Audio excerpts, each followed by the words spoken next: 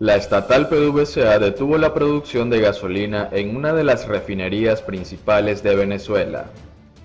La paralización se produce cuando se registran largas filas de vehículos en las estaciones de servicios, esperando para cargar combustible en la otrora próspera nación OPEP. La Estatal Petrolera Nacional Venezolana, PDVSA, detuvo la producción de gasolina en la refinería El Palito, de 146.000 barriles por día. Pocos días después de reanudar sus operaciones, dijeron el viernes 3 personas familiarizadas con el asunto. La paralización en la refinería en la costa central venezolana se produce cuando se registran largas filas de vehículos en las estaciones de servicio esperando para cargar combustible en la otrora próspera nación OPEP, que experimenta una crónica aguda escasez de gasolina. Habitantes de las afueras de la capital Caracas bloquearon vía esta semana para protestar por la escasez. La red de refinación de PDVSA, con capacidad de 1,3 millones de barriles por día, está casi colapsada tras años de desinversión, mientras que las sanciones estadounidenses contra el régimen de Nicolás Maduro y PDVSA han complicado este año las importaciones de combustible. PDVSA no respondió de inmediato a una solicitud de comentarios. La única planta que actualmente produce gasolina es la refinería Cardón, de 310.000 barriles por día, ubicada en el noroeste de Venezuela. El equipo del líder opositor Juan Guaidó dijo el viernes que apelará el fallo de un juez de Estados Unidos que dictaminó que los bonos 2020 de la estatal petrolera venezolana PDVSA, garantizados con el 50,1% de las acciones de Citgo, son válidos y exigibles. La oposición, con capacidad para representar a Venezuela en los tribunales estadounidenses, después que Washington reconociera en 2019 al jefe del Parlamento, Juan Guaidó, como el líder legítimo del país, introdujo una demanda para declarar los bonos inválidos con el argumento de que el régimen de Nicolás Maduro los había emitido sin la aprobación del Parlamento. Nuestro deber es defender los máximos intereses de la nación en beneficio del pueblo venezolano. No dejaremos de ejercer las acciones necesarias para que se aseguren ese objetivo, dijo la oficina de prensa de Guaidó en un comunicado. La oposición no cumplió con un pago el año pasado, lo que aumentó la posibilidad de los potenciales acreedores se apoderen de una participación en la filial estadounidense de PDVSA Citgo, pero las sanciones estadounidenses actualmente les impiden hacerlo. El gobierno de Estados Unidos ha utilizado las sanciones contra Venezuela destinadas a presionar la salida del cargo del dictador Maduro, para evitar que los tenedores de bonos tomen tal acción hasta al menos enero de 2021. Los abogados de la oposición presentaron el jueves una nota de protección en la que manifestaron la intención de apelar la decisión, según muestran los registros judiciales. Desde el pasado año, Washington ha aumentado las sanciones a PDVSA, lo que ha afectado en la comercialización del crudo y la importación de gasolina. Maduro aún tiene el control interno de la estatal petrolera, mientras que la oposición petrolera controla a Citgo. La tragedia de la educación en Venezuela en plena pandemia. Apagones, internet deficiente y sin sueldo digno para los maestros.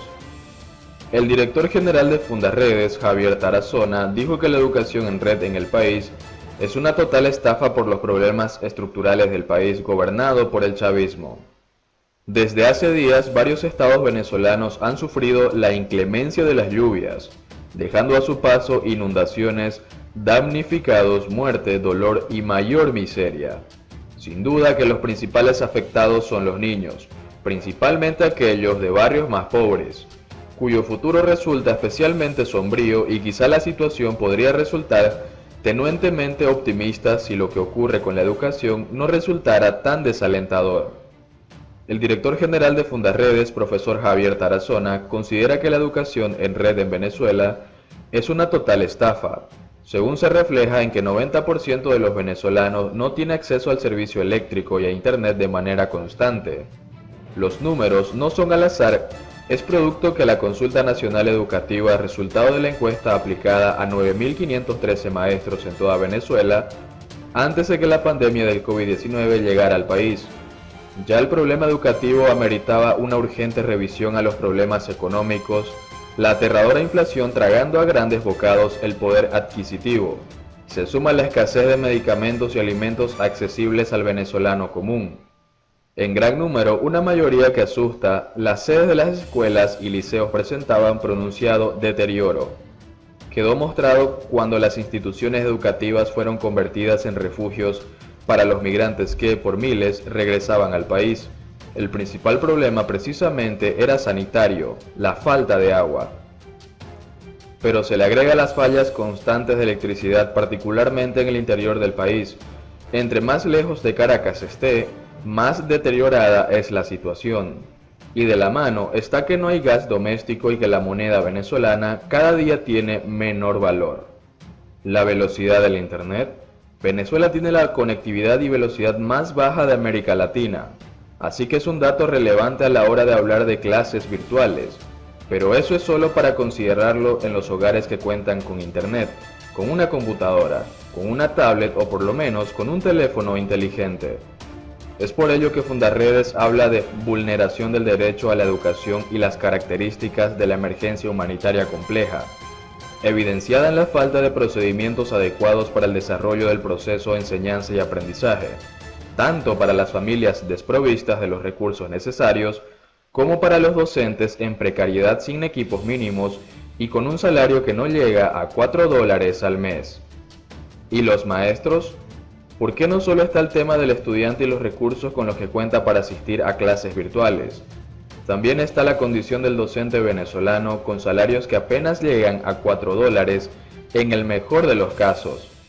Muchos, incluso en las ciudades, no tienen equipos para impartir clases por internet. La Consulta Nacional Educativa evidenció que los docentes venezolanos usaron herramientas inadecuadas como mensajería de texto, WhatsApp y correos electrónicos para enviar actividades a los estudiantes, sin que siquiera pudiera existir una reciprocidad durante el proceso, ni ninguna otra forma de retroalimentación y comunicación directa entre los actores involucrados, refleja la ONG que dirige Javier Tarazona, un dirigente gremial que desarrolla un arduo trabajo de investigación en la frontera. Se ha dado una estampida de maestros quienes han abandonado las aulas, ya que en cualquier otro oficio informal pueden generar ingresos mayores para cubrir la canasta básica, dice Tarazona. Miles de docentes han abandonado las aulas aún antes de las medidas sanitarias por el COVID-19. Si bien es cierto que muchos optaron por dedicarse a actividades que les dieran mejores ingresos, también lo es que son miles los que han abandonado el país. Parece un laberinto lo que ocurre con la educación venezolana. No es solo las escuelas en ruinas, cuyas condiciones son precarias para las clases presenciales. También es una batalla contracorriente las clases a distancia o en línea. Es una tremenda farsa. No hay condiciones básicas a nivel tecnológico para el desarrollo de una planificación pedagógica. Y los docentes en muchos casos no tienen ni un teléfono para acceder a las plataformas adecuadas para cumplir con esa labor, dijo Tarazona.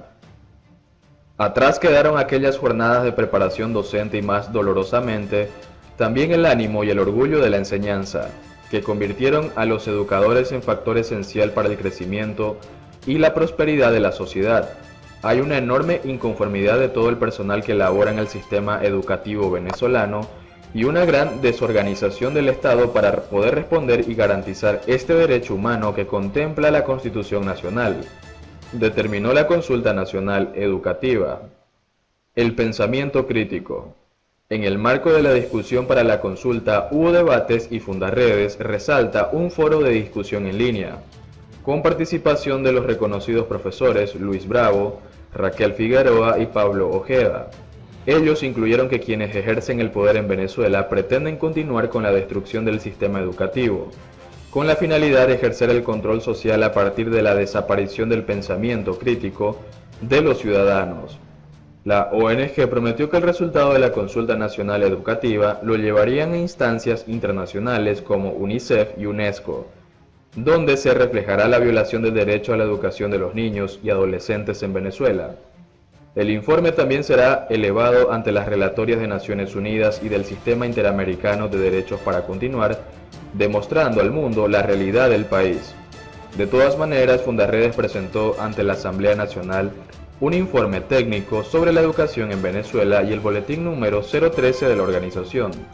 destacando que se revela en ellos que la deserción escolar está cercana al 80% en las escuelas venezolanas, así como la presencia de grupos irregulares en 325 planteles de zonas fronterizas, a través de un censo hecho con la excusa de entregar regalos a los niños.